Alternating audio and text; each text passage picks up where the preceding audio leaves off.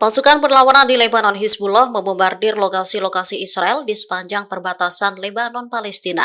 Dalam sehari mereka melakukan 6 operasi militer menyasar tentara dan barak militer Zionis. Hizbullah terus beroperasi di garis depan utara, menargetkan perkumpulan prajurit, peralatan, dan lokasi militer pendudukan. Dikutip dari Al-Mayadin, serangan ini diluncurkan pada Selasa 13 Agustus 2024. Perlawanan memulai serangan pukul 8.35 pagi waktu setempat. Mereka menargetkan peralatan mata-mata di situs militer Masgaf Am Israel dengan senjata yang sesuai dan menimbulkan kerusakan langsung. Selanjutnya mereka menargetkan pertemuan tentara pendudukan Israel di sekitar Barak Metat dengan roket. Seperti sebelumnya, serangan tersebut juga diklaim menimbulkan kerusakan langsung. Hizbullah kemudian melanjutkan serangan pada pukul 1.45 siang waktu setempat. Penempatan tentara pendudukan Israel di sekitar lokasi militer Sumaha di perbukitan Kifar Soba, Lebanon menjadi target. Lokasi tersebut diserang dengan peluru artileri dan diklaim tepat mengenai sasaran. Lebih lanjut, perlawanan yang didukung Iran ini juga menargetkan lokasi Ruwaisat Al-Alam di perbukitan Kifar Sob. Rudal salvo juga ditembakkan di pos terdepan Jal Al-Deir. Menanggapi pembunuhan Israel di kota Barasit di Lebanon, pejuang perlawanan Islam menargetkan pangkalan Gunung Neria dengan salvo roket Grad. Angkatan Laut Iran disebut menggelar latihan militer di Laut Kaspia pada Selasa 13 Agustus 2024. Dikutip dari tribunnews.com, latihan ini digelar di tengah meningkatnya antisipasi terhadap pembalasan Teheran terhadap Israel. Latihan tersebut dilakukan oleh Angkatan Laut Tentara Iran yang merupakan entitas berbeda dari Korps Garda Revolusi Islam yang lebih maju. Digelar di Astara, latihan berlangsung selama 1 jam, yaitu pukul 7.30 malam hingga 8.30 malam waktu setempat. Menurut media setempat, tujuan latihan ini untuk mempersiapkan Angkatan Laut Iran semaksimal mungkin. Ini adalah latihan militer kedua yang dilaporkan Iran dalam 3 hari.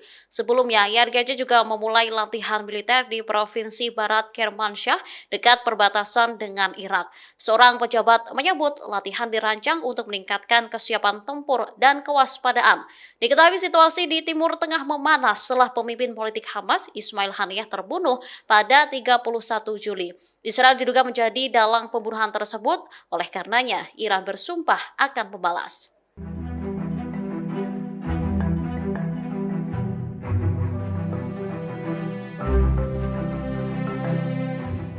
Jumlah korban luka tentara pendudukan Israel terus bertambah sejak dimulainya konflik dengan Hamas pada 7 Oktober 2023 yang lalu.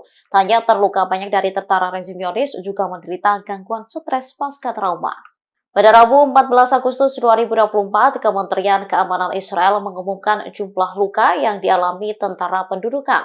Disebutkan sejak dimulainya perang sudah lebih dari 10.000 tentara yang terluka. Dikutip dari Al-Mayadin, lebih dari 1.000 korban baru dimasukkan ke dalam barisan tentara Israel setiap bulannya. Menurut data, sebagian besar yang terluka sejak awal perang adalah tentara cadangan. Dari jumlah itu, lebih dari 2.800 orang menghadapi reaksi psikologis yang mencakup kecemasan, depresi, dan gejala stres pasca trauma.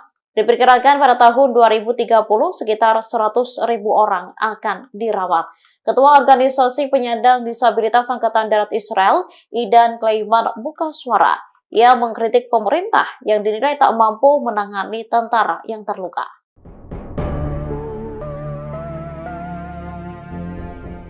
Presiden Rusia Vladimir Putin bertemu dengan Presiden Otoritas Palestina Mahmud Abbas di Moskow, Rusia pada Selasa 13 Agustus 2024. Dalam pertemuan itu, Putin kembali menegaskan dukungannya kepada Palestina. Dikutip dari tribunnews.com, Putin mengungkapkan keprihatinannya terhadap kondisi di Palestina. Lebih lanjut, ia mengatakan dirinya memperhatikan berbagai peristiwa di Timur Tengah meskipun ada tuntutan perang di Ukraina. Diakui Putin, ia turut merasakan kesedihan dan kecemasan bencana kemanusiaan di Palestina. Oleh karenanya, Putin mengatakan akan terus mendukung Palestina terhadap solusi 2 negara. Sementara itu, Abbas mengungkapkan bahwa dirinya sudah menganggap Putin sebagai sahabat dekat, sehingga Abbas percaya dengan janji Putin untuk selalu mendukung Palestina.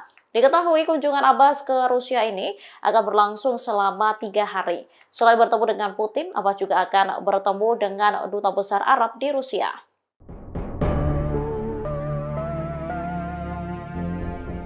Iran disebut tengah melakukan uji coba program senjata nuklir menjelang serangan militer ke Israel. Tak hanya itu, mereka juga mulai mengintensifkan pengembangan senjata-senjata nuklir. Iran melakukan uji coba program bom nuklir dan meningkatkan produksi pengayaan uranium tingkat tinggi, kemudian menggenjot produksi perangkat peledak nuklir, serta pengembangan rudal yang membawa hulu ledak nuklir. Menurut sumber di Iran, pengayaan uranium tingkat tinggi memiliki tujuan sendiri, yaitu untuk meningkatkan produksi peledak nuklir dengan cara merestrukturisasi Organisasi Inovasi dan Penelitian Defensif atau SPND. Pada April 2024 yang lalu, Parlemen Iran meratifikasi rancangan undang-undang yang menyetujui pembentukan SPND.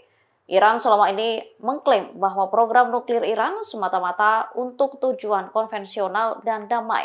Namun klaim itu dibantah para peneliti global. Mereka meyakini bahwasanya Iran memiliki cadangan bahan-bahan pembuat nuklir di atas rata-rata. Bahkan Badan Energi Atom Internasional, Iran saat ini mempunyai uranium hingga kemurnian 60%. Teheran pun dinilai mampu membuat sejumlah bom nuklir dalam waktu yang singkat.